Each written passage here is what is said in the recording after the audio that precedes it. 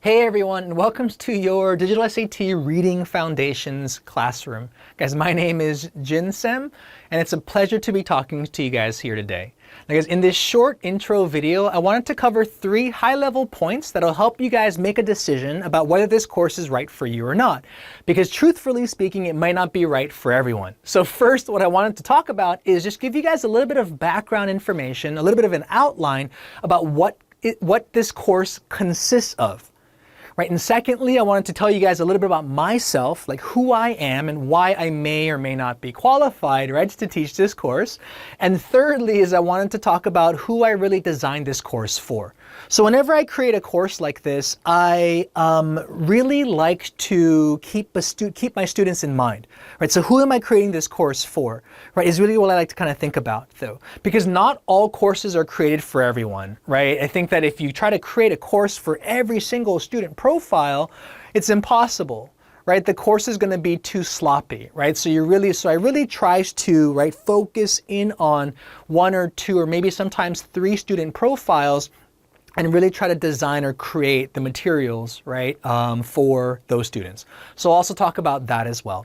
And hopefully, again, by the end of this intro video, you guys will have the information that you need, right, to sign up or not for this course. So the first thing that I want to talk about when it comes to this course is it's a foundations course, you guys. So foundations course just means it works on the foundations, right? The basics, you know? And I think one of the big purposes that I had with designing this course is I really wanted to give students the familiarity. I wanted students to kind of like know very well, to get very familiar with the 8 different question types on the reading portion of the Digital SAT. Right, so I wanted students to become very and become friends, right, with the question types. So when you see a question, you'd be like, hey, this is that particular question type that Jin talked about. And when you see this particular question type, you're able to run a sort of program that can help you guys to answer this question in an organized and systematic way. Like that was one of my big goals, right, for creating this course. You know, and also another thing just to kind of clarify is the Digital SAT, right, has both, the English portion has both reading and writing questions. This course is just for the 8 different reading style questions, right? There's a whole separate course for the writing foundations. This is simply for reading comprehension style questions, right, of which there are 8. Okay, now if we take a look at this slide here, this is an example or a sample of a Digital SAT English portion question. Right now, we know that for the Digital SAT English portion, there are 2 modules. This is just showing you module 1, right? We know that each module contains both reading and writing style questions. Right now, students, you guys will be given 32 minutes, right, to answer 27 questions, right? Now, depending on how you do in module 1, you'll either get a higher level modules 2 test or a lower level modules 2 test. You want to get the higher level modules 2 test because that will give you guys the opportunity to score an 800. Right? If you get into the lower level modules 2, you won't be able to score an 800 no matter how well you do for that second module. Okay, so module 1 is really important in terms of putting yourself in a position to get that 800 score, right, for the English section. Now, you'll be given one passage, right, that contains anywhere from about 25 to 150 words, and accompanying that passage will be one single question, right? So in other words, one question per one passage. And I think that this difference makes the Digital SAT a lot easier, right, than the older SAT, right, style tests where they had like 10 or 11 questions per passage, okay?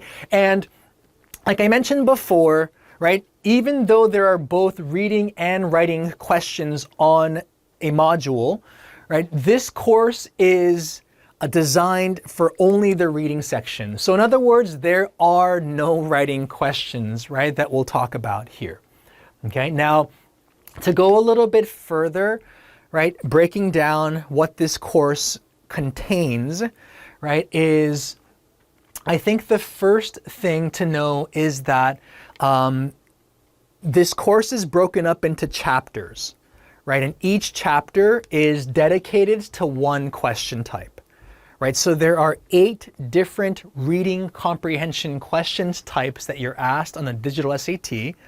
And I've designed, each question type to focus on one chapter, right? So one chapter, one question type. So it gives us an opportunity to go a lot more in detail, right? Instead of kind of jumping around randomly from one question type to another question type to another question type. Okay, so it gives us more focus, right? And it allows us to kind of go a little bit more in depth. It helps us to kind of like become a lot more familiar, right, with that particular question type before moving on to another one. Okay. Also, another component or another detail about this course is that we're actually going to be using actual test questions. These ones that are released by the College Board, right? So they release these on their website, right? And anyone has access to them, right? But the answer explanations are going to be given by me. I'm not simply going to just read off, right, the answer explanations that the College Board has, because those, frankly, are very confusing and they're not very helpful. Okay, so even though we have, the exact same test questions, right, the answer explanations, I think, are going to be given by me. And I think that's one sort of differentiating factor, right? That's one benefit of taking this course. Okay, just one. Another thing that I want to stress about this course is I put what I call foundational knowledge. Right, so foundational knowledge is simply, right, teaching kids about the foundations or the basics, right, of whatever this course contains, right? So in this particular case, because it's a reading foundations course, I'm going to be giving students information about the question types, right? So what this question type tests you on, what does it look like? What are some key words in the question stem that can help you to recognize this question type, right? That's like the foundational knowledge stuff. How does the SAT kind of like frame the answer choices? Right? What does it kind of look like, right? These are just the foundational pieces of knowledge, right? These are the building blocks that you have to know.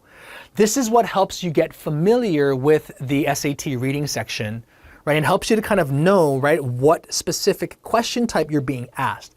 Because once you know what specific question type you're being asked, then you can run what I call strategy, right? So strategy is more about the how-to. Right, so the how to do this question type. So you can't simply know how to do something until you know what it is you have to do, right? So until you know what question type you're being asked, right, the strategy doesn't matter.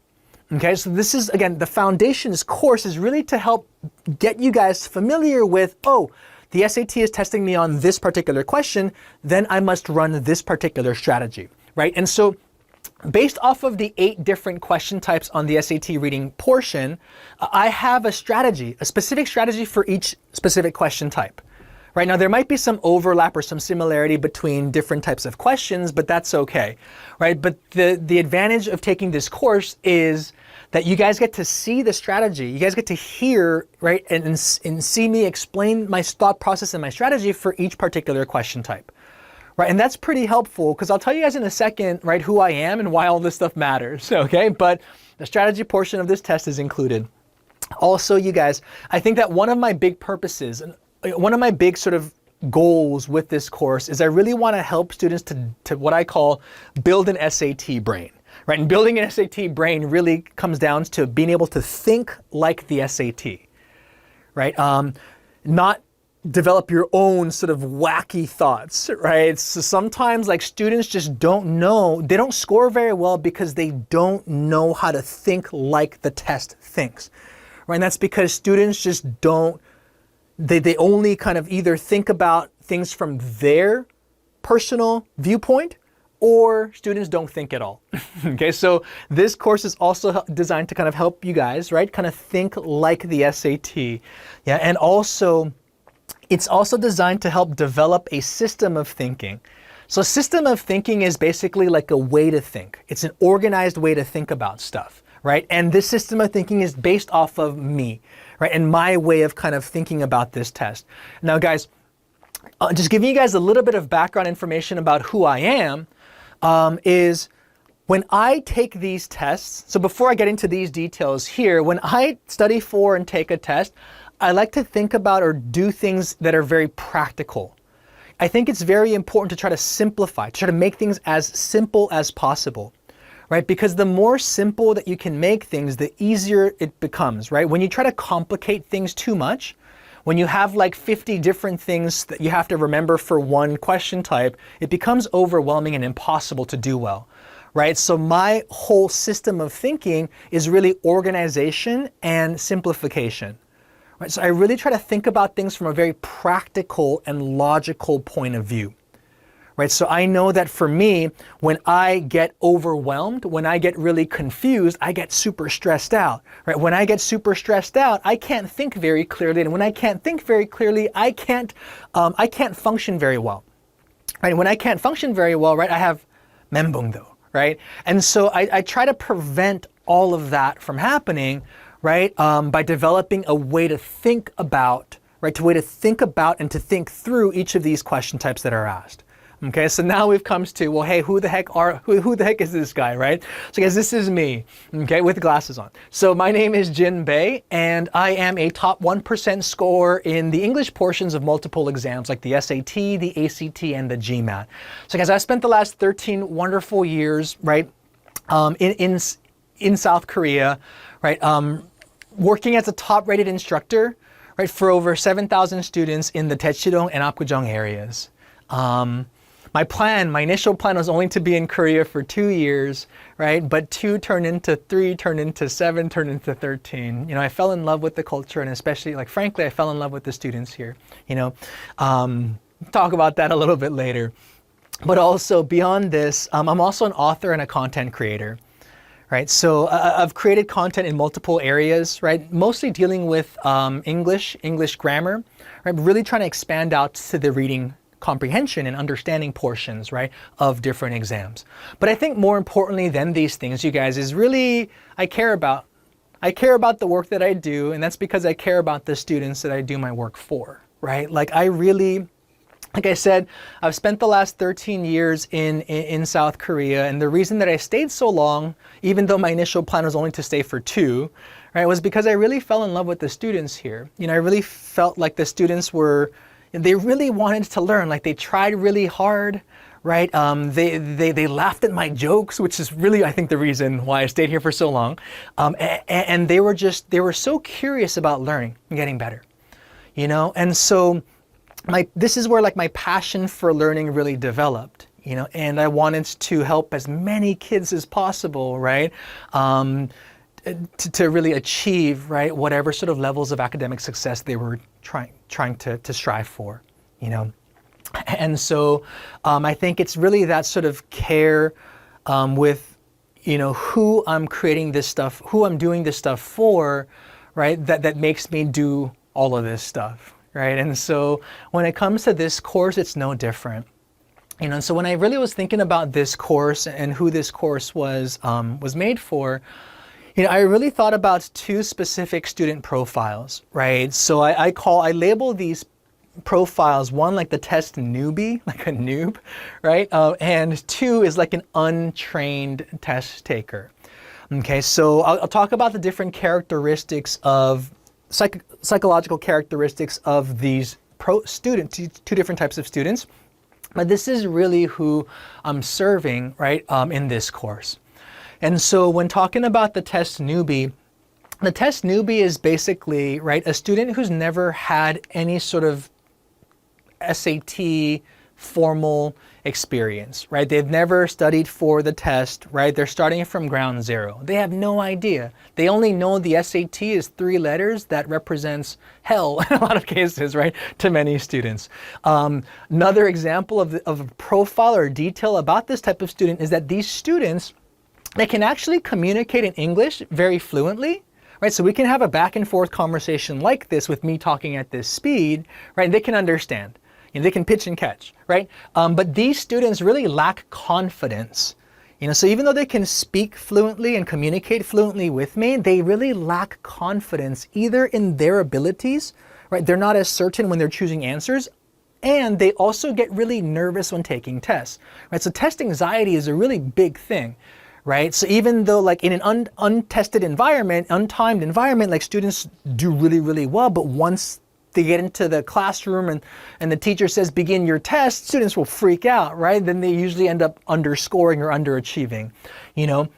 So this course is really is really designed for this type of person as well. The test newbie also hates to learn, not hates to learn, but they hate to learn too many things at once, right? So these students, I think, learn best when they focus on one thing at a time, right? So this is kind of similar to me, right? So when I like to learn something new is I don't want to try to learn 50 different things. I want to focus on, right? Like, hey, I want to have a high level picture of what it is I'm learning and the outcome or my goal. But when I learn, I want to learn one thing at a time. I don't want to keep going from one question to another question to another question, right? I want to focus on, hey, these are the things that you have to know about this question. Now practice it. That's kind of like me. And I found that like, hey, students who have that similar characteristic as I do, right? They do really well, right? With, this type of instruction. And lastly is I think that these students are what I call teachable. In other words, they're like proactive, right? So proactive just means that, hey, these guys take the initiative, right? They're like self-starters, they're self-learners, right? They're really motivated to study hard and to master the basics, right? They get excited turning on the tape, right? Because guys, frankly put, right, like when you're learning online like this through recorded lessons or lectures, right? It can be a very passive form of learning. Right, so if your student is, or if a student is just listening without like taking notes or thinking about things or asking questions or anything like that, like you're not going to gain much out of this class, okay? And so student that I work best with is a student who's like motivated. If you give me effort and attention, I can give you guys, right, your experience. I can help you guys to increase your scores. But I need those two things. And so, I do best, or my students also do best, right, when they are actually proactive or take initiative. Okay, this could mean asking me questions in the discussion forum, right, or really trying to apply and study, right, the things that I teach. Not just passively listen, right, and, laugh because I, make funny noises or whatever it is though, okay? But that's one student profile that this course is for. The second profile is really the untrained test taker. So these are the guys who may have had some prior experience, but they really struggles to improve their scores in the English section. So these guys are kind of like very frustrated, right? Because they're just like, I've already studied the SAT, right? I've already done this. I've already taken a couple of tests. Man, I'm just kind of fed up, right? Well, I think the reason why these students' scores don't improve is because they're not trained well, right? Or they haven't really taken the time, right, to do things, to work on their foundations, right? So they lack the basics, right? So these guys, a characteristic of the untrained test taker is that when they're answering questions, they're often uncertain. Right, and they choose answers that without any sort of like specific reason other than, hey, it just kind of feels like the answer, right? I don't know why I chose it, I just did. Okay, these untrained test takers, even though they've seen this question type before, they have no mental framework. They have no thought process for how to solve these questions other than, right, what's the answer? They read the question, then they read the answers. They read the question, then they read the answers. Right? They have no sort of like system or higher level way of thinking or organizing the question. They have no logical or practical small steps to take, right? For these types of students, that's the main reason why their English scores aren't improving, right? It's not that they're not able, it's just that they don't have a system, right, to do things with. Right, their system is too basic, right? And it's too overwhelming, right? It's too general, right? So for these guys, they really need to learn how to break a question down into smaller steps and to take action on each step before moving on to the next step. Right? That's really how you take these guys and help to improve their scores, okay? But the last characteristic about these untrained test takers is that they often rush, they get panicky, and they oftentimes get really lost, right? So, one of the things that I tell my students, right, even though they've had like a year or two of SAT experience, right, is, guys, just because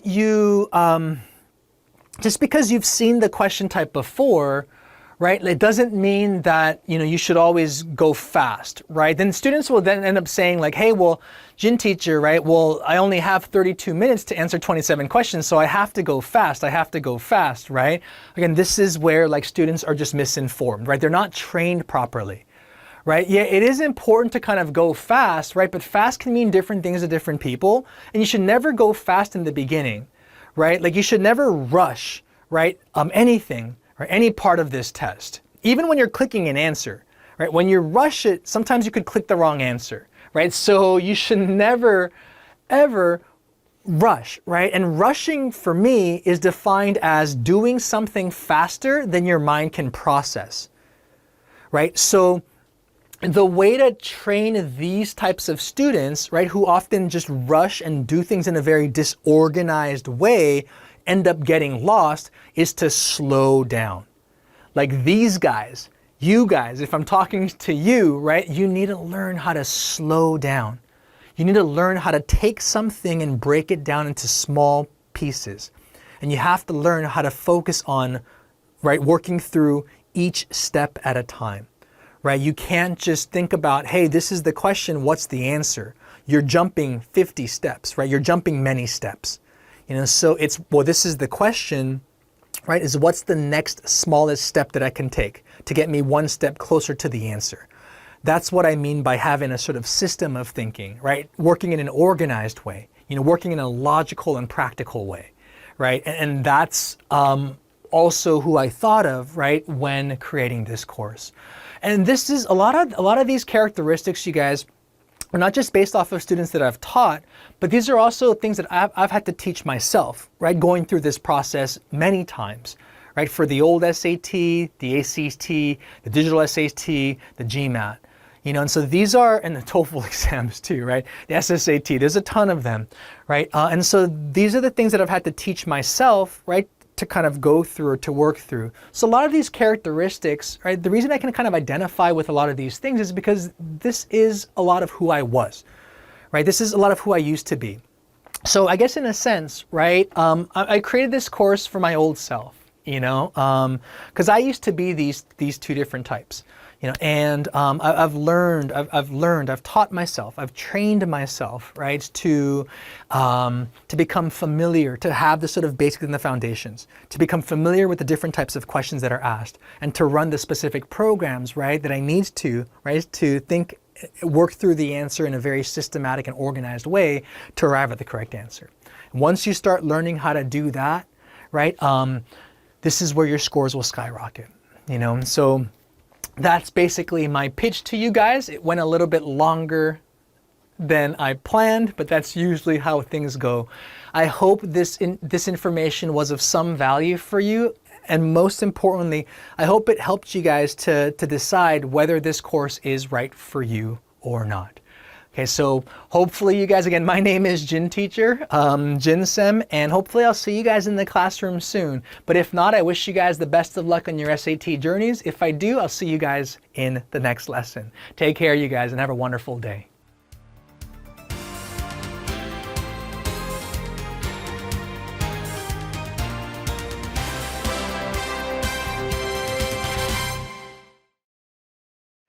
Hey kids, okay, welcome back. So we just came off of the heels of talking about how do we take the topic and how do we narrow that down to identify a key point, right? Like the main point, the main idea of the text, right? So naturally, what this portion of the class is about is a question or a concern that pops up, right, when I teach this to students, right? So once students kind of figure out, right, okay, I got to figure out what the main focus, right, of the text is about. I got to figure out what the main argument, right, what the main idea, right, what the main point, right, the main aim of the essay is about, right? And so sometimes though, right, students will encounter, because you have different types of reading passages on the SAT, right? So you have like, sometimes you have poetry, right? Other times you have, excerpts from historical speeches, right? Other times you have scientific studies, right? Research experiments, So you don't always, and other times you have like, parts from a novel, right? So you have a lot of different types of reading passages, right? So a question that a lot of times students will kind of be concerned about, they'll ask me with concern in their voices, right? They'll say, hey, teacher, like, do all reading passages make a point? Like, is there a sort of certain, purpose, right? Or a sort of aim or a central argument, right, that all passages make? And so that's really what this portion of the class is going to be about, right? So guys, the simple answer here is not quite.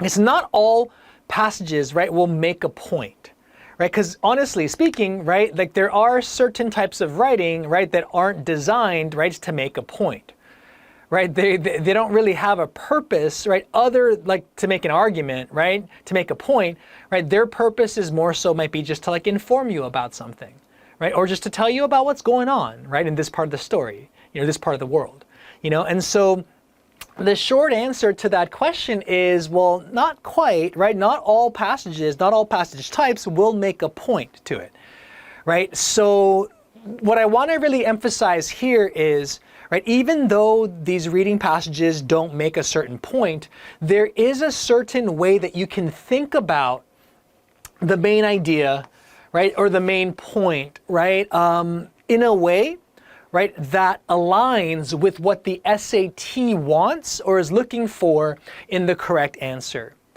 okay? And that's kind of, and this type of confusion, right, where students are having a hard time kind of identifying the point or the argument, because I think students kind of think about it like the point is, well, what's the point of the essay, right? What's the writer's main argument, right? Like, the fact of the matter is not all, right, specifically like fiction passages, right, like parts from novels, social science passages, or like even poetry, right, not all poems have a sort of central argument to them, right? And so, but with that being said, there is a kind of way to think about, right, how you want to think about the main idea, right, in a way so that it kind of matches up, it's consistent with what the SAT, looks for in the correct answer. Right? And so basically, as long as you think about the main idea to all types of reading passages in this type of way, right, generally, right, it'll be consistent with how the SAT will structure correct answers. Okay? And it'll also help you to avoid choosing wrong answers as well.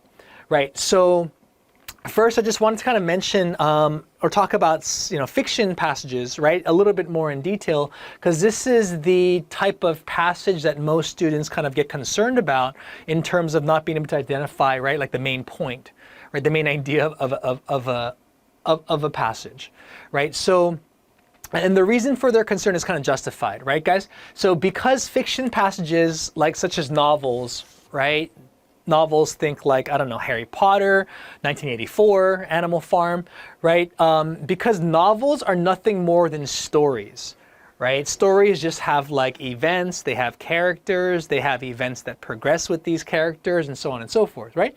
So because fiction passages are nothing more than stories, what you want to do, or how you want to think about fiction passages within the context of the main idea on the SAT, is try to get a sense of what's taking place. Right? Try to get a sense of what's taking place at this point in the story, right? So whenever I read fiction passages, right, I like to consider the following question, right? So I read fiction passages with this sort of question in mind, right? I'm reading it, and as I'm trying to understand what's being said, and after I read it, I ask myself, well, hey, what's happening, right? What's happening in this part of the story? Right, so that could be like, what event is taking place at this part of the story, right? Like, what's going on in this part of the story, right? And I ask that question with curiosity, right? I get kind of curious, is one character, is he kind of nervous about asking another character out on a date, right? That's really what I'm what's happening in this part of the story, right? So get curious, right? And try to understand, right? Even try to like picture what's going on. Because when you read a story, you kind of get an image, right, of what's happening, right? So try to imagine it, try to picture it, right? Like what is unfolding, like what's going down, what's being revealed or told to you, right, in this scene, in this part of the story, though, you know? And you know, for fiction passages, you want to, you know, when you're thinking about the main idea or the main point, try to stay as literal as possible, right? Like, in other words, like, do not overinterpret, right? So if you're reading about a story of a character and they're describing the character as being like normally confident, but he gets really nervous when he talks to girls, right? Like, don't overinterpret, right, the main point, right? You know, just try to stay literal, right? So when you think about, well, hey, what's the main idea or the main point in this story? It's just that, right? It's really what's being revealed to you is, okay, well, there's a guy nervous, right, about meeting a girl, right? So you might have the correct answer, might be something like, hey, a character acts unnaturally around another character, right? That would be the main idea. Now, here's the thing too, you guys, yeah, that a lot of students kind of have a misconception about, right? Is students think that main points or main ideas have to be like mind-blowing, or it has to be like super insightful, right? Like it has to be, you know, talking about some kind of breakthrough, right? Or something super important, you know? And that's not always the case. Sure, sometimes main ideas will do that, right? But main ideas can be very simple, right? Can be very basic, right? Can just be about what's happening at this part, you know, in this part. You know, what is this text really talking about? And that's really something that I want you guys to get ingrained into your heads, right? And so this will help you guys to think about, right? It'll help you to frame your mind and your reading in a way so that it aligns with what the SAT is looking for, right? And so a little tip that I could give you is, you know, have you ever been in an English class and your teacher says, okay, guys, you know, one way to kind of write is to answer the 5 W questions, right? Who, what, where, when, why, and then also the H, right? The how, you know? And so that's something that you can kind of like consider too when you think about like, and trying to figure out, right? Like, you know, the sort of main idea in this text, right? So like what's happening at this part, right, of the story. You know, like who's involved? You know, what do they say about this person? You know, do we know anything about why, right? You know, just things like that will help you just to kind of stay more literal, right? And not go too far beyond the scope of what's being said, okay? Because, you know, like I mentioned this in the intro lecture, you guys, yeah? The SAT is an objective test, right? So the moment that we kind of like the moment that we add our subjective opinions and we overinterpret what we're reading is the moment that, you know, we're not thinking in a way that aligns with what the SAT wants in the correct answers. Okay? So this is why you don't want to overinterpret. You don't want to put too much of your subjective opinion, right? So if you read that story about the guy being nervous to talk to the girl, you know, an example of something that would be over-interpretive would be saying something like, you know, maybe the main character, the guy, maybe he had some childhood trauma, right? You know, with females. You know, that's like going way too far, right? Is it? Maybe it's also like, hey, maybe he's scared to get rejected. Hey, you guys, welcome back. So we just talked about the knowledge portion, right, of this question type, the little picture questions. Now we're going to jump into the application part, right, where we're going to actually go through, right, solving some of these questions together. Now, guys, a couple of things before we start is one, I would recommend, right, you guys to not answer all of these questions all at once, right? I know that for this particular chapter, there's like 12 or 13 questions, right? Other chapters might be fewer, might be a little bit more. But I wouldn't recommend doing everything at once and then watching the video lectures, right? Instead, I would work on these questions in small batches, right? So maybe like practice 2 or 3 questions at a time, but really, really do the work, right? As precisely, right, as like systematic. The word is systematically. You want to do the work as systematically as possible. And what that means is you're just taking your time and really understanding each step of the process that you take to answering these questions. Okay?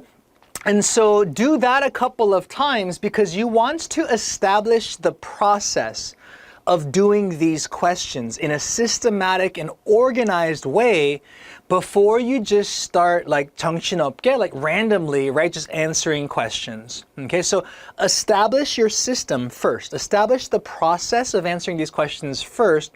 And that might take time to do, and I would recommend that you do take your time.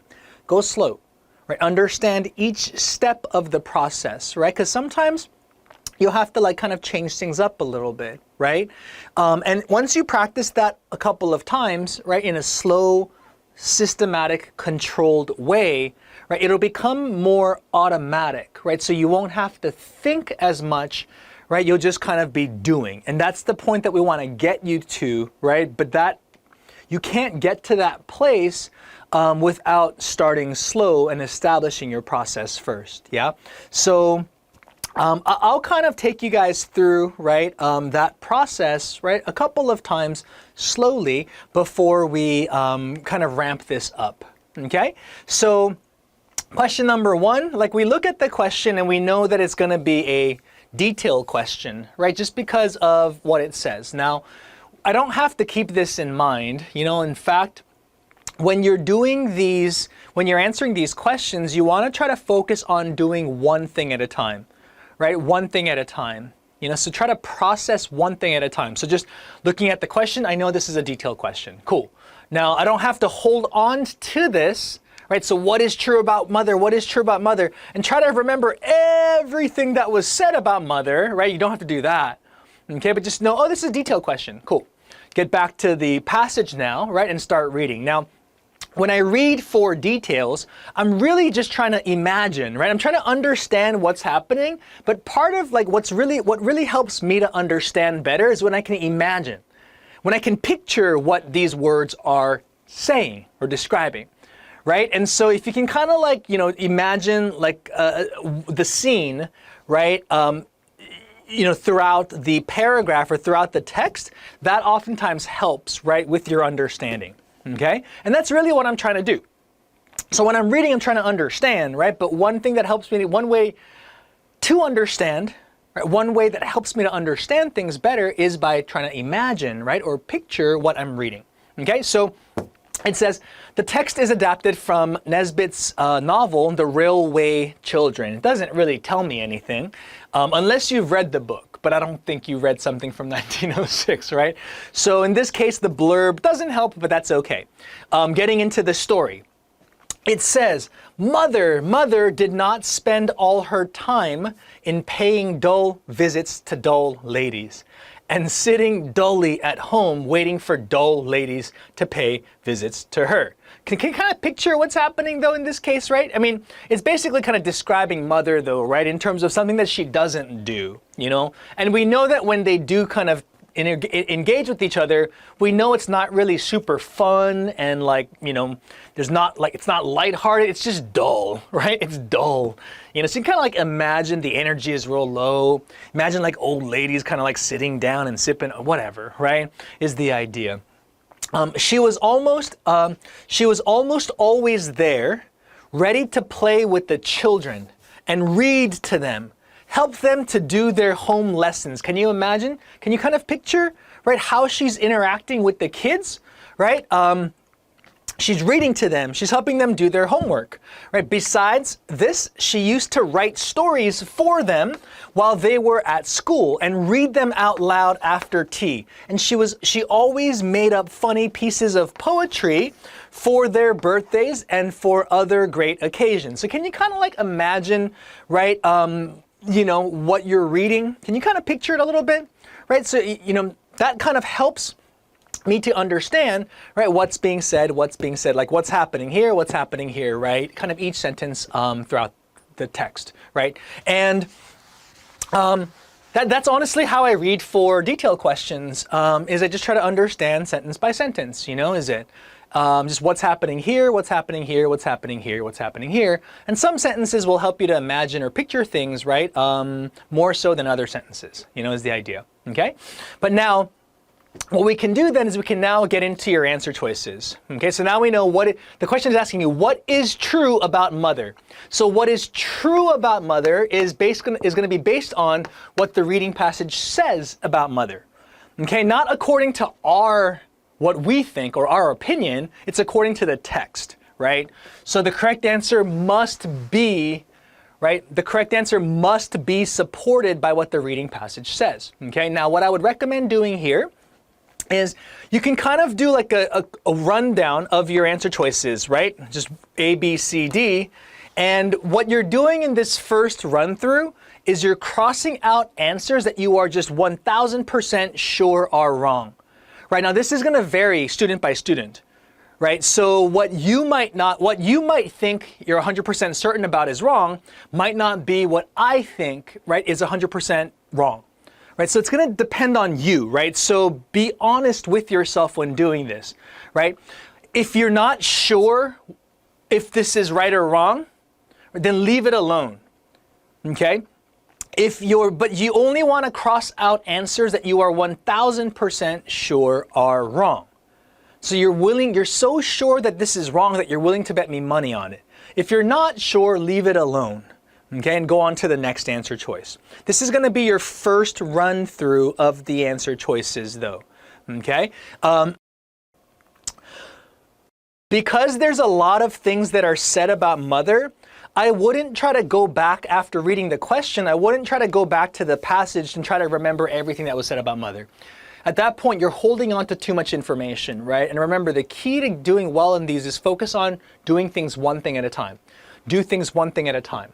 Right, is all, okay? And also what I would recommend is, guys, if you're not sure what the answer choice says, doesn't mean you should cross it out, right? So just because you're confused about the meaning of an answer choice, right, doesn't mean you should get rid of it though, okay? That's the criteria, right, that you're gonna take this in. Now, when, typically, usually for detailed questions, I hear myself kind of saying, right, when I'm crossing out wrong answers, I hear myself saying, that's not true. The reading passage doesn't say that, right? The reading passage doesn't say that. I hear myself kind of saying that, right? The text doesn't say that, right? The text doesn't say this, right? The text doesn't indicate this. I catch myself saying that, I hear myself kind of saying that a lot as to like my, usually a reason to cross out answer choices, right? If I'm not sure, it's going to be basically like, what does the text, so does the text say this? Does the text support this, right? So like, what does the text say, and does it match with what the answer choice says, right? That's another thing, another sort of step-by-step process, right? To think through or to work through getting to an answer, okay? And so it's going to be the idea, right? So, she wishes that more ladies would visit her.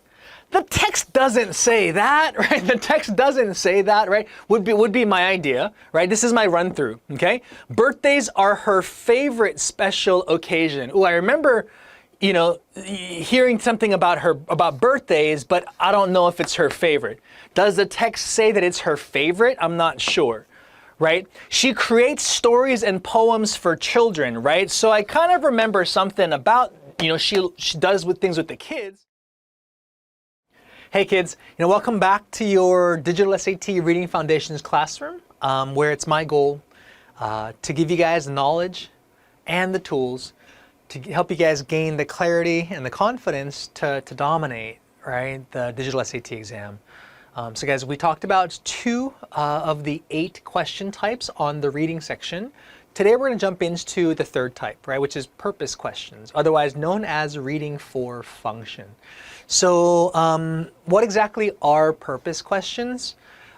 Basically, you guys, well, to understand purpose questions, right, looking at it from different angles, we'll start at the question stem level, right? So for purpose questions, you'll oftentimes see keywords like this, right? So which choice best states the main purpose of the text, yeah? So I underline, or circle the main purpose, right? Main purpose of the text. In another sense, you could also see a question that kind of reads like this. Which choice best states the function of the underlined sentence?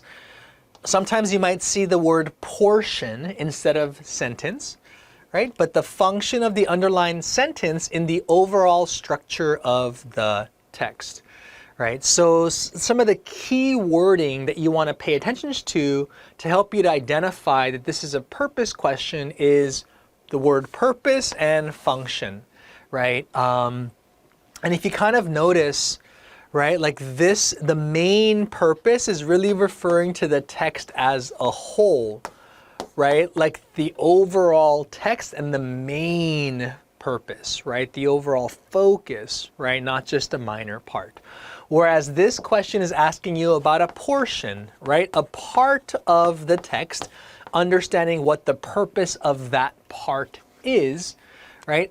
In relation to the overall structure of the text, right? So you have purpose questions that can be asked on the overall level, right? The main purpose of the text, and a question that can ask you, can ask you about a portion of the passage, right? So,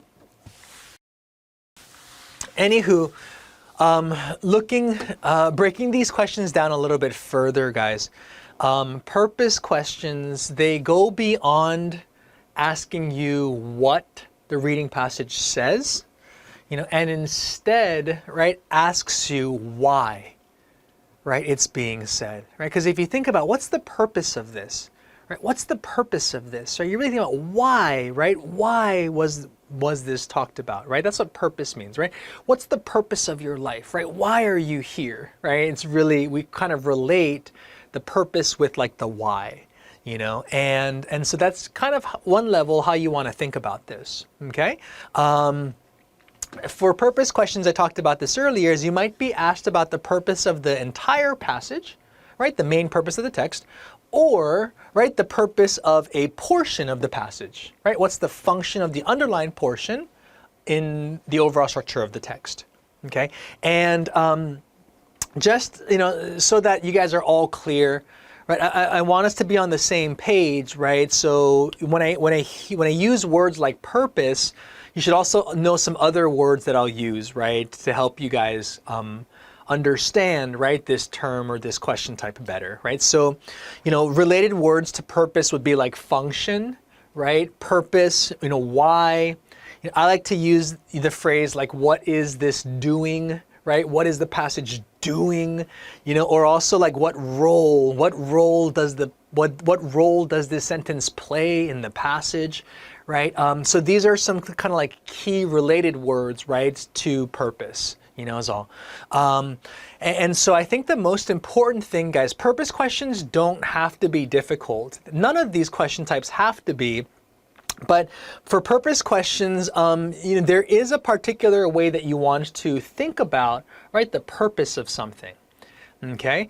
And so I think the best way to deal with purpose questions on the SAT is to really understand how the SAT thinks about purpose in the first place. Okay, so really here, you guys, you really want to adopt the mindset of the SAT, right? You want to really try to understand, right, what the SAT is testing you on and how they're testing you on things, right? Like, in other words, you want to really understand, you want to be able to kind of think like the test, right? In order to be successful on the test, we have to think like the test. Yeah, and this will help you guys to do that, okay? So because the SAT is you guys heard me say this before, but because the SAT is an objective test, and objective means that, right, 100% of the answers, the correct answers,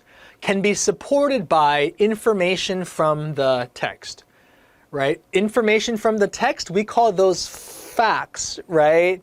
Like, because those are the things that are stated in the text.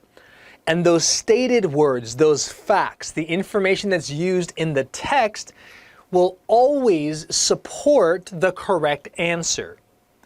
Okay, so 100% of the time, 100% of the correct answers, right, can be supported by information from the text, right? This is how the SAT standardizes the test, right, to create an objective exam. So objective means that it's based on facts, right? Subjective means it's based on opinion, right? And so the SAT being an objective test always has to be based on facts. And the facts that we have to think about is the facts, is the things that are said in the reading passage. Those are the facts, okay? And so because the SAT is an objective test, we need to approach these questions by not thinking too broadly. Right? So we have to approach purpose questions, right, in more of a narrow way. We can't think too broad. And I'll give you an example of this. Okay? So, because some students do this, and you don't want to do this, right? So if we interpret purpose of the passage, right, to mean why did the writer write this thing, right? If we interpret, right, what is the main purpose of the text to mean why did the writer write this? Right, can you guys see how, right, our thinking can be way too broad? Right, we can kind of go outside of the scope of the reading passage if we think in this way. Right, so I don't want you guys to think too broadly, right? So for example, if the reading passage is about the, you know, mothers, right? The reading passage is about mothers. Right? Then you get a question that asks you like, what's the main purpose of the text? And you think this way, right?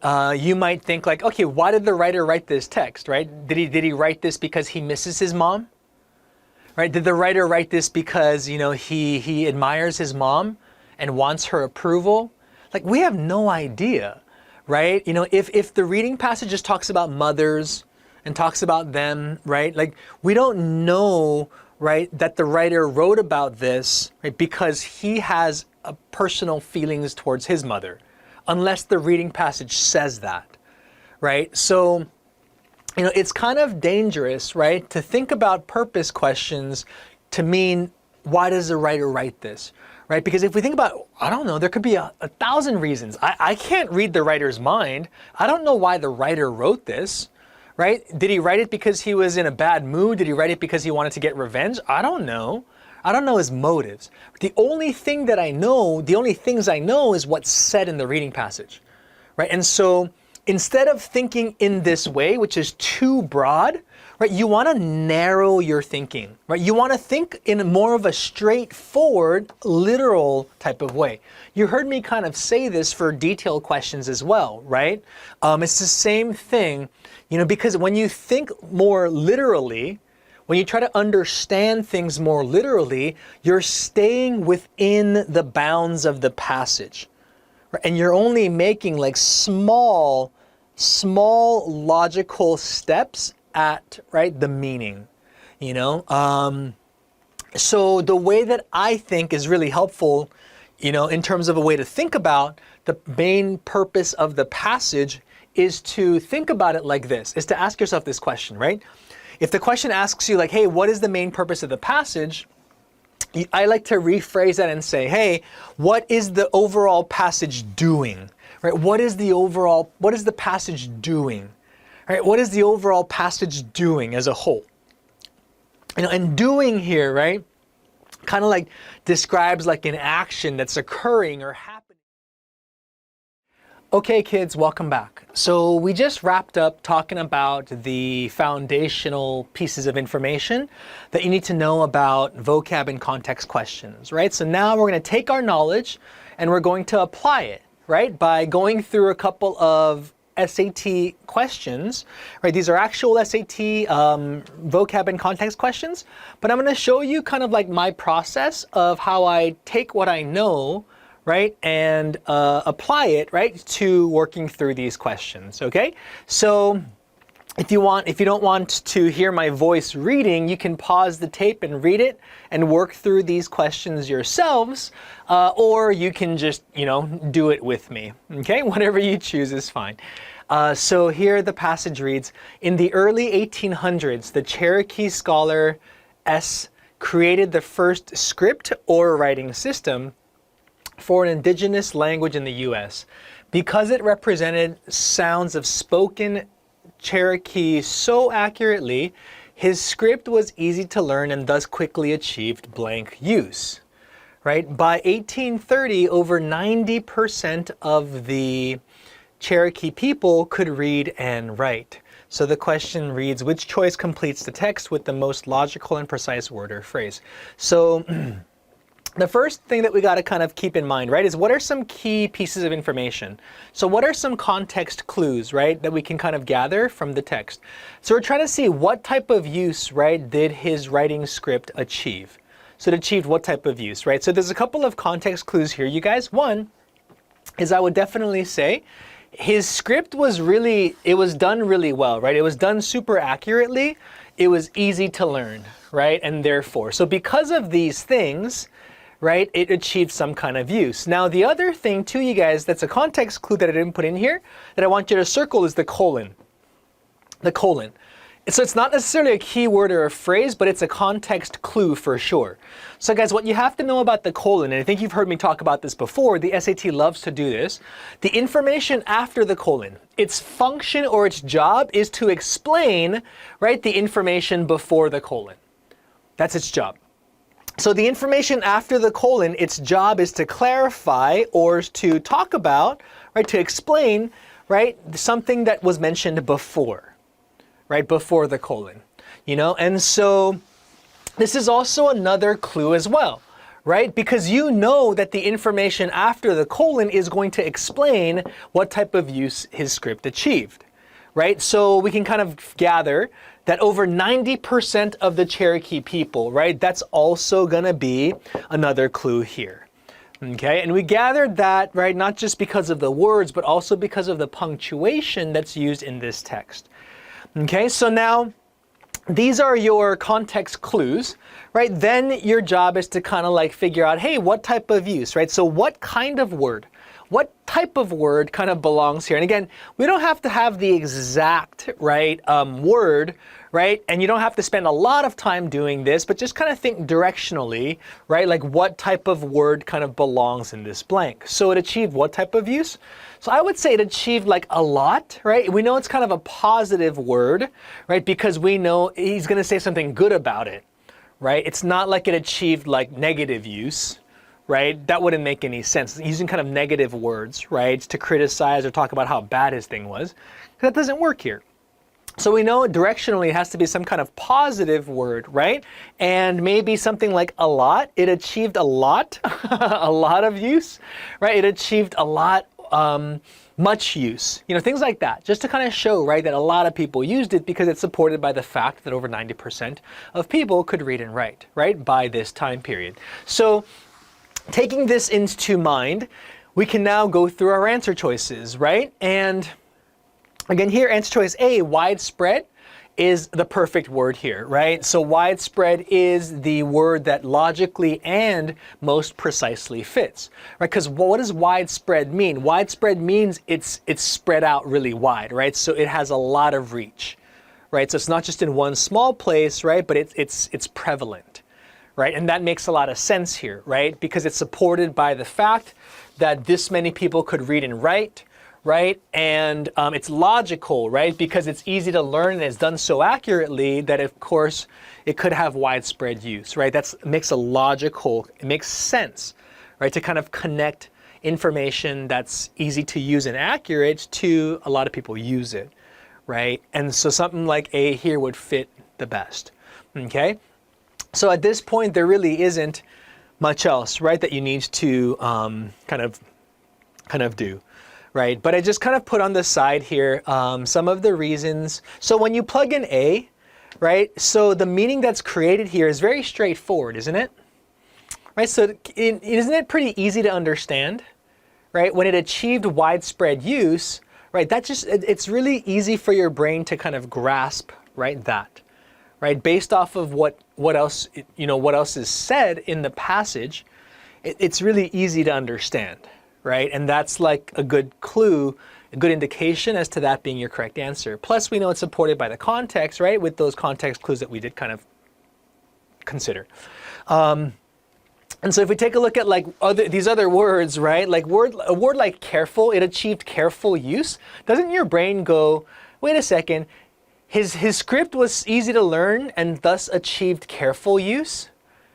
90% of the Cherokee people could read and write? Like, what does that mean, right? Like, and therefore achieved careful use. Like your brain has a hard time comprehending that, right? So I would say like it doesn't make sense, right? It doesn't make sense in this context.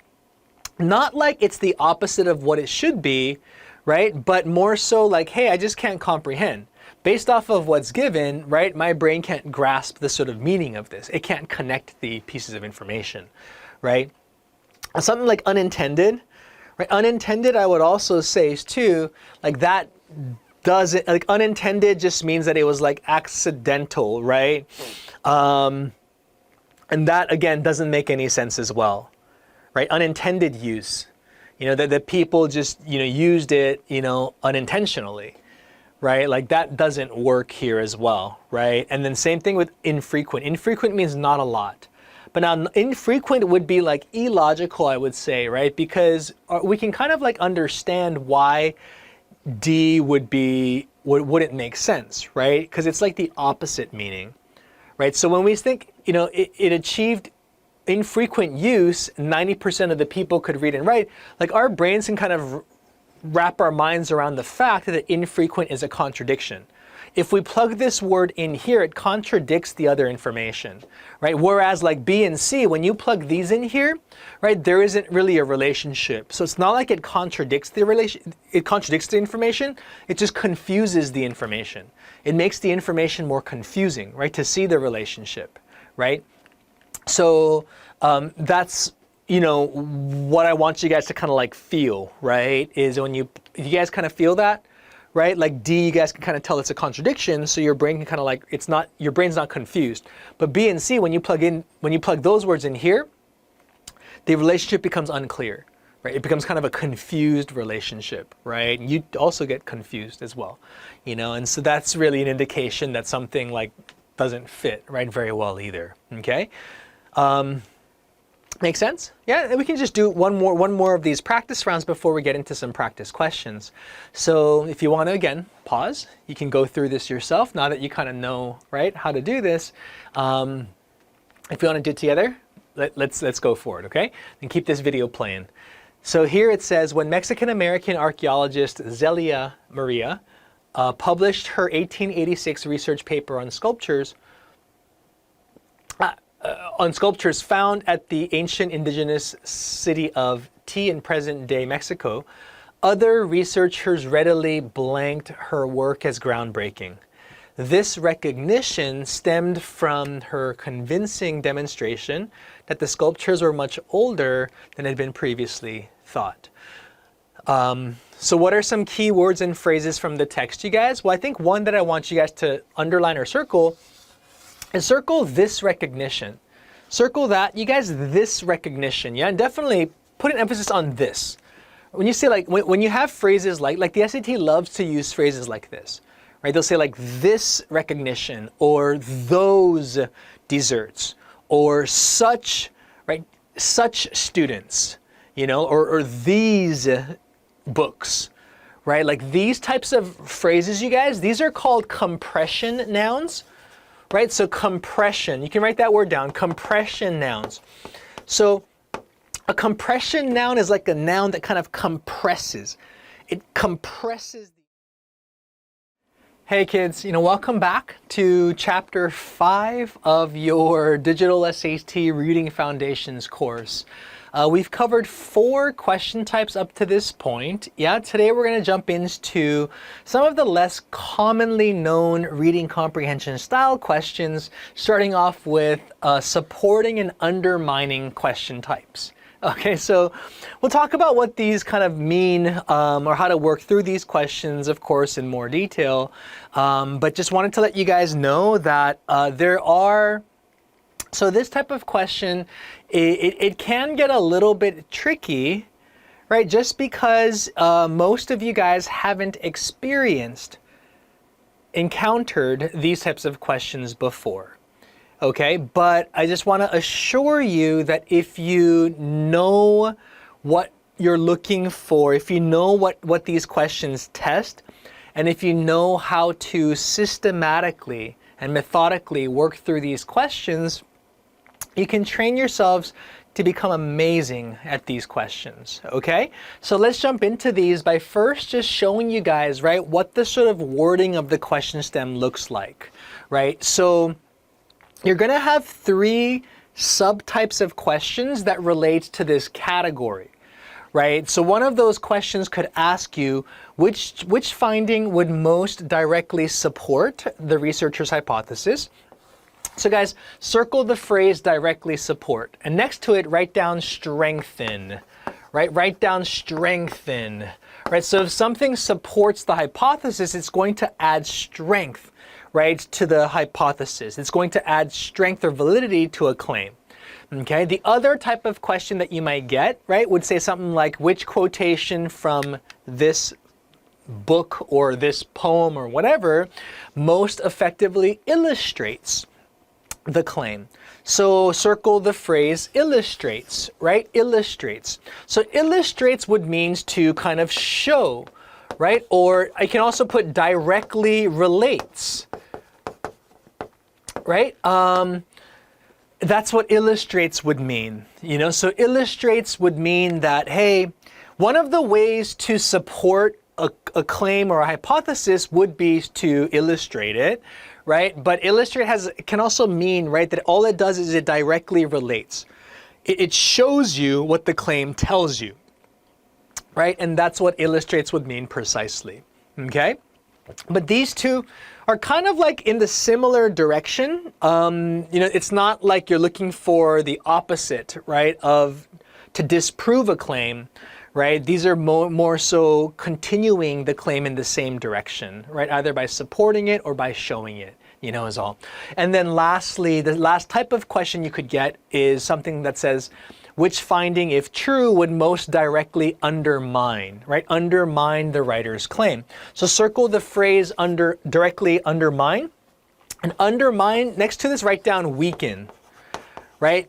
Undermines would means to weaken, right? So it's going to make the claim seem less true, okay? So these are the 3 shades of questions, right? These are the 3 subtypes of questions that you'll get for this category. And we'll talk about each of these and how to work through them. But before we do, we just got to break down this question type, okay? So first of all, the first thing to know is, guys, when these questions appear, right, the passage will always provide some kind of claim or hypothesis. So guys, circle the word claim and hypothesis, okay?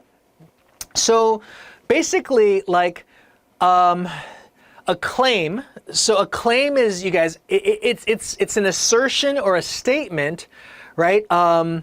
That a person like believes to be true, right? The person who's writing it or saying it believes to be true, right? But there isn't really sufficient evidence, you know? But the way that you can think about the claim, you guys, it's really like the main point that the writer is trying to prove, right? That the writer believes, you know? And an example of a claim would be if I said something like, students should not be allowed to have cell phones, right? Like that's just an assertion that I believe, right? That's based on my belief, right? But whether there's proof of it or not, right? Like maybe there isn't, you know, but maybe that's what I'm gonna try to set out to do, right? But my claim would be this, you know, that's what a claim is. A claim is like an assertion, right, is all. And a hypothesis is, right, like some kind of assumption that you have, right, some kind of educated guess that you have. It could be based off of your experience or observations, right, but that has yet to be proven, right? So it hasn't been proven definitively yet, right? But it's just some kind of idea that you're throwing out there, you know. So like, for example, a hypothesis could be like, hey, if you study with classical music, right, you will, you know, score better on vocabulary tests. something like that would be like a hypothesis, and so, these types of questions, right, that ask you to choose an answer that supports, undermines, or illustrates something, right? That something in the passage is always going to be some kind of claim or some kind of hypothesis, right, that the passage presents. Okay, so the way that you want to work through these questions, you guys, right, is you want to work through it in sequence. Right, so the first thing, so once you recognize that this question type of, you're being asked this question, right? After you read the text, what you want to do is you want to first identify where the claim and the hypothesis is. Right, so you want to identify that claim and that hypothesis, right? That's really your first step. You got to know what the claim or the hypothesis is. Okay, and so even though you read it and you think you know it, it's okay. Like, find it again and read it in isolation. Like, this is the claim. Okay, then once you kind of know what the claim and the hypothesis is, right, then you got to choose the answer choice, right, that, well, the question asks you to do.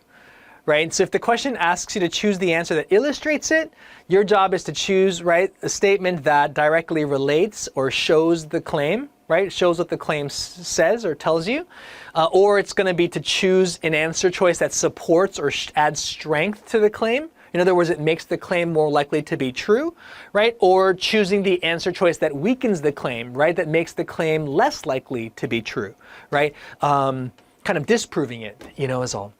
It weakens it, it undermines it is all, okay?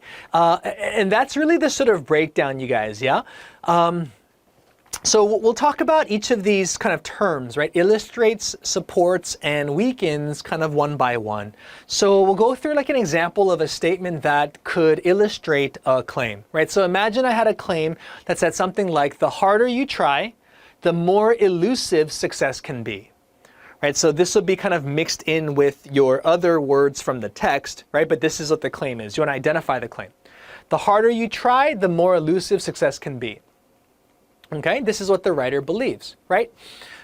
Then from there, a statement or an example that would illustrate, right? An illustration of that claim, right, would kind of show the claim, right? It would show what the claim is telling you, right? So if we had an example of like a manager who micromanages, right, every aspect of their team's work. So this part here is the harder this person is trying, right? So the manager who micromanages is the person who's trying really hard, right?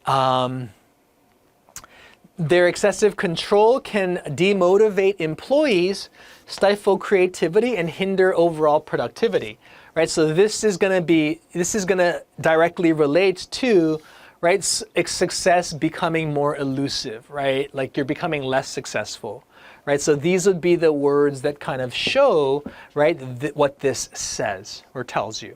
Can you guys kind of see how it works, right? So if we kind of look at the correct answer, right, for these statements that illustrate the claim, one of the things right off the bat, you guys, that you have to understand is it's going to be directly related. Right, so the way that you want to think about the answer to the question that asks you which choice most effectively illustrates the claim, the first criteria is it has to directly relate to the claim. Right? If it doesn't relate to the claim directly, right, then it's not going to be your correct answer. Right? It's going to be considered off topic. Right? So you have to make sure that what the claim you have to make sure that your answer choice, right, directly relates to, right, what the claim is talking about. Okay, that's one characteristic for sure. It might seem obvious though, right? Okay, kids. Hey, and welcome back. Let's jump into the next set of 3 questions, right, for text completion. So hopefully, again, you guys are getting the hang of these questions. Now, after you get a little bit more practiced with this, right, one of the things that maybe you might want to try doing is if you're stuck between 2 answer choices and you're not sure, right, try to explain, right, each of these answer choices using the information from the passage, right? If you can't do that, right, chances are that's not going to be the correct answer, right? The one that you can explain the answer for, right, using the information from the passage in a logical way, in a clear and logical way, is going to be your answer. Okay, so question number 7, you guys. Let's practice that a little bit here. So number 7, the passage reads, compiled in the late 1500s, largely through the efforts of indigenous scribes, CM is the most important collection of poetry in classical Natal, the principal language of the Aztec Empire. Okay, so we have this collection of poetry, right? It's the most important one in this language, right? And that's the language of the Aztec Empire. Now, the poems portray Aztec society before the occupation of the empire by the army of Spain. So these poems here, right, actually they show how society was before Spain took it over. Okay, and marginal notes in this collection of poems indicate that much of the collection's content predates the initial invasion. So a lot of the content in the collection of poetry, it comes before the initial attack, right, from Spain, or by Spain. Then it says, nonetheless, so we have a change in direction. It says, some of the poems contain inarguable references to beliefs and customs common in Spain during this era. Ooh, so some of the poems, right? Some of the poems actually have information or details that are common to Spain. How can that be? Right? That's what we have to figure out. Therefore, some scholars have concluded that. Okay, so what's the argument here? If you think about the argument is really something along the lines of maybe like the content of the poetry, like the content of the poetry, right? That's really the focus of the argument, right? Now, what are the details that the writer uses to discuss the argument, right? So the details that the writer uses could be about, I would say something like, hey, it's the Aztec society content, right? Only Aztec society content, right? But I would, instead of only, mostly Aztec society content, right? Because we know that the poems portray Aztec society before the occupation of Spain. So it's mostly the Aztec society content, right? It predates much of the invasion, right? But then we also have some Spanish content, right? So the content of the poetry is kind of like there's a little bit of a mix, right? Between Aztec and then some Spanish, okay? That's the details that the writer uses to discuss or develop, right, the argument. Now, what's the conclusion that can be reached? Right, so the conclusion that can be reached here, what's a possible conclusion? Some scholars have concluded that. So therefore, right, so using this information, some scholars have concluded that, what? Well, it's just got to contain both, right? The poetry maybe just contains a bit of both Aztec and Spanish culture. It has to be something along the lines of that. Right? Because we have evidence of the poems having, you know, having stuff from both societies, right? Aztec and Spanish society. So here, I like A. A looks good, right? So A says, while its content largely predates the invasion, right? It also contains addition made after the invasion. So what does this imply? If the content of the poetry largely predates the invasion, it comes before the invasion, that implies that most of the content is Aztec society content, right?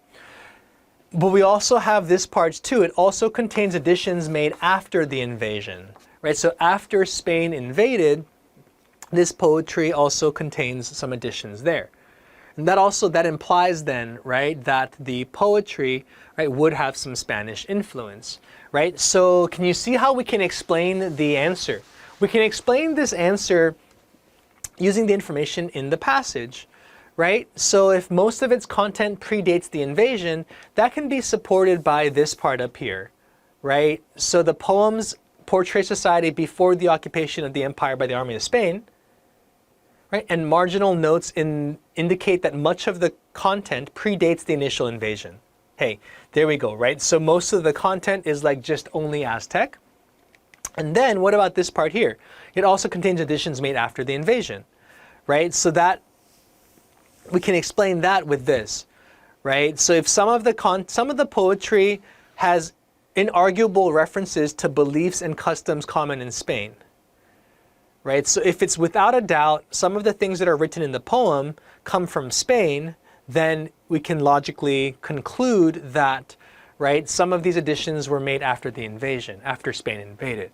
That's how the poetry kind of got some of the Spanish influence in it, right? So this would be why A here would have to be the correct answer, okay? Let's take a look at why these others are wrong. So B says, although those who compiled the poems were fluent in Natal, they had limited knowledge of the Spanish language. Okay, so this is going to be, hopefully you guys can see this is like completely way off, right? So it's not related to the argument that's being made in the first place, right? Again, the argument is about the content in the poetry, right? And it's the details that are used, right, to discuss that is really about, hey, mostly Aztec content, some Spanish content, right? So it's not about, right, it's not about the people it's not about the people who wrote in this collection and their fluency, right, and which languages they were fluent in.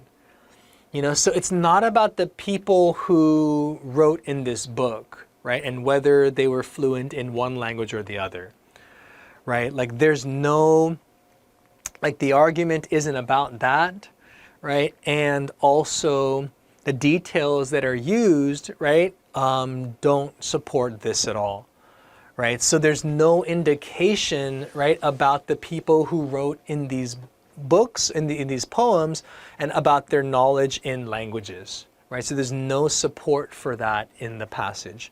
So we can cross this guy out.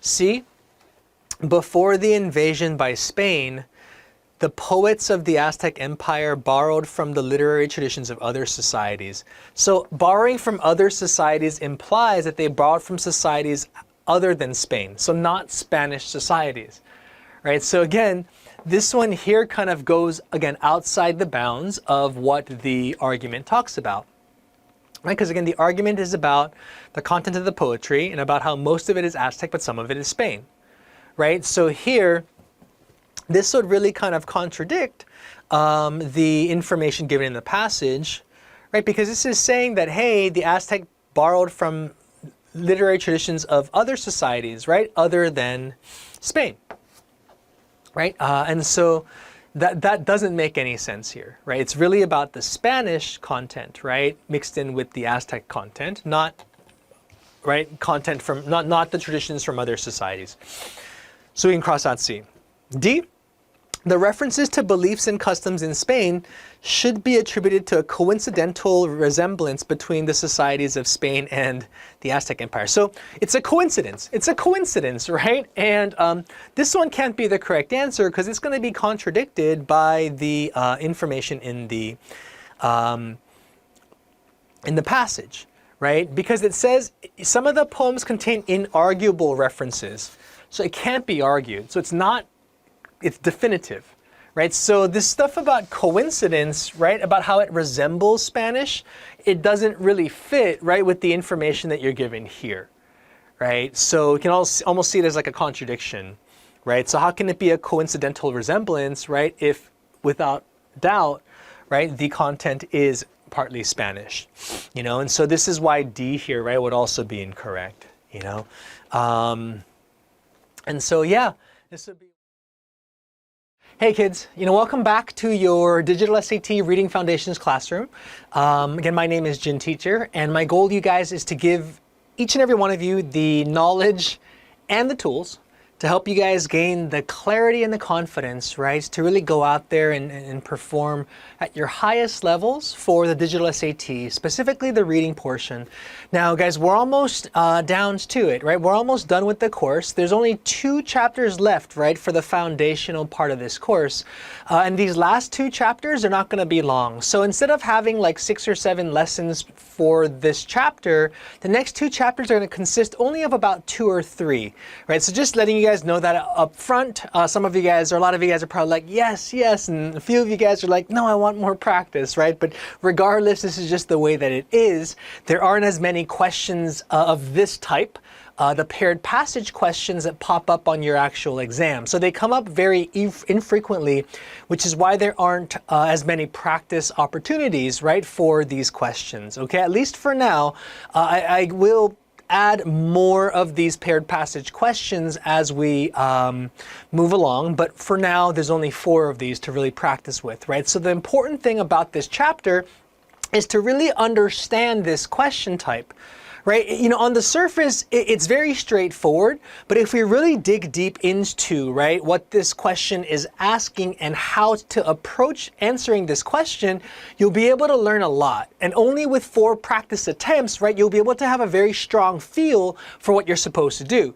Now, you can also, on top of practicing these 4 questions, you can also go on to the Blue Book app, right, that the College Board offers and practice taking the digital SAT exams from there, right? So from there, you'll be able to actually apply the things that you learned, right, in a real test setting, right? When you're asked random questions, right, that pop up, we'll see if you're able to run your program, right? Run the process of answering these questions in a sort of systematic way.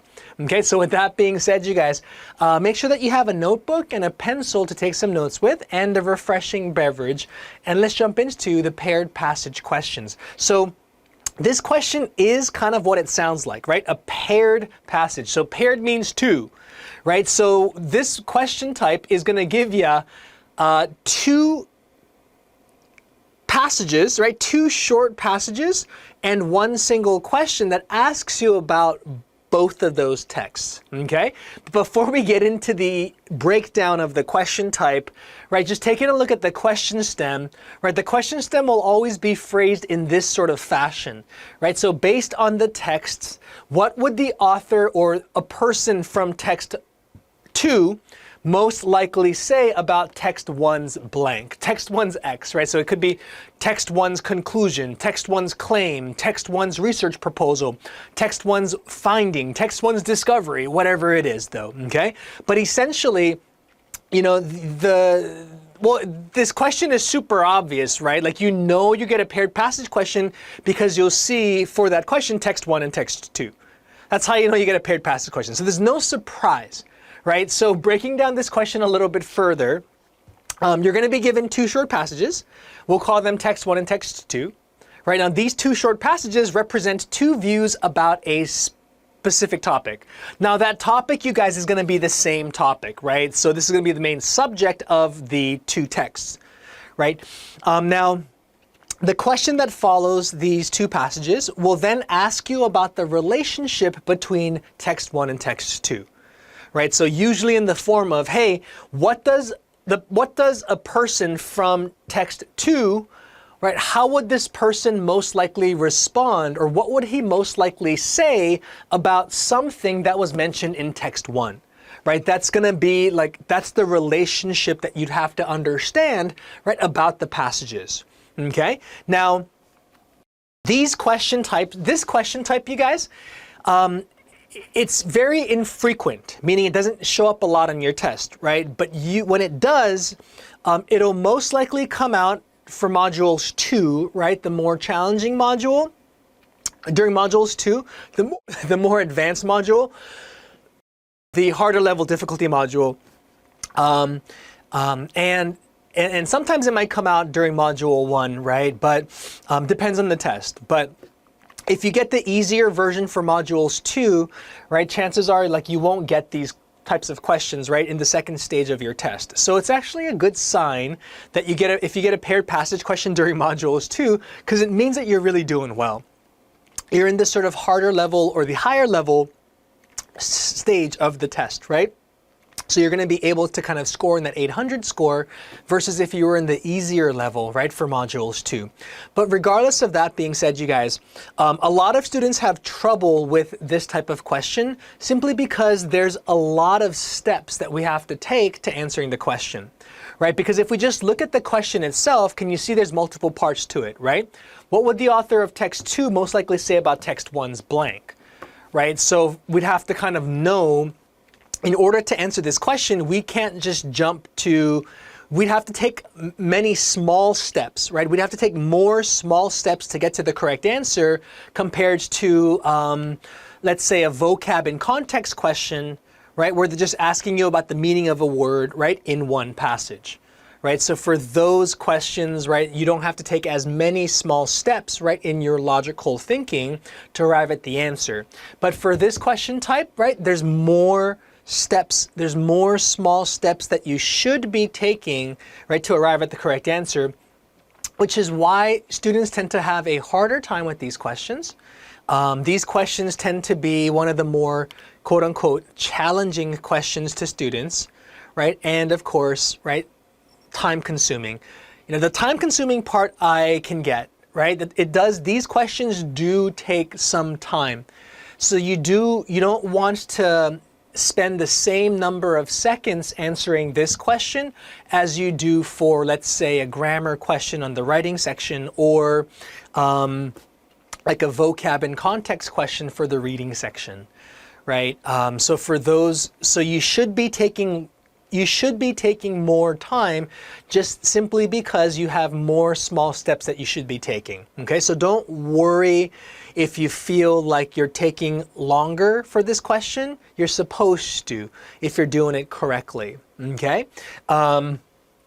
With that being said, right? With that being said, you guys, I'm gonna show you a way that I work through this questions type in a sort of step-by-step manner, right? That I think it makes the process manageable. It makes it easier, right, for you to manage the question, right? And also it makes it pretty efficient, right? You know, in terms of it doesn't take as much time as you would think. So even though it does take more time, right, it's not as intimidating, right?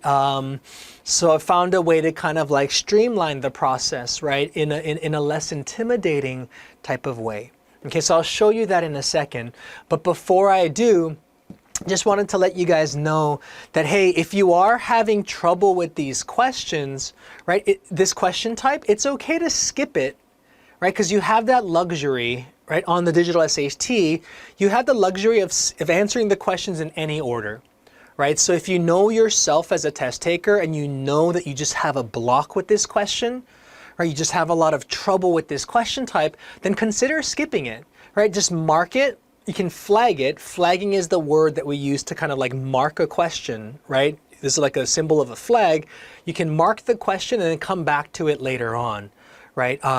Once you're done with the other questions, right? That way you won't feel like you have to, like you won't feel so rushed, right? Because depending on how much time you have left, of course, right? But when you don't have a lot of the other questions later on answered and you're working through this question and you feel like you're taking a lot of time, it makes you worry, it makes you kind of rush, right? Because you're still worried about the other questions that you haven't answered yet, right? But if you skip it, answer all the other questions and then come back to it with whatever time you have left over, you know that that's the time that you have remaining to answer this question, right? So it gives you a little bit more peace of mind if you want to skip it. But again, it's up to you. Know yourself as a test taker, right? Like I'm not going to force myself onto you, right? In terms of you have to do this, you should do this, right? Like part of this journey is you have to like become more self-aware. Like you have to become aware of you and your strengths and your weaknesses, your tendencies, right? Your stumbling blocks, right? The mistakes that you make, right? The areas that you're really strong at, you know, you have to become more aware of those things, right? And I can just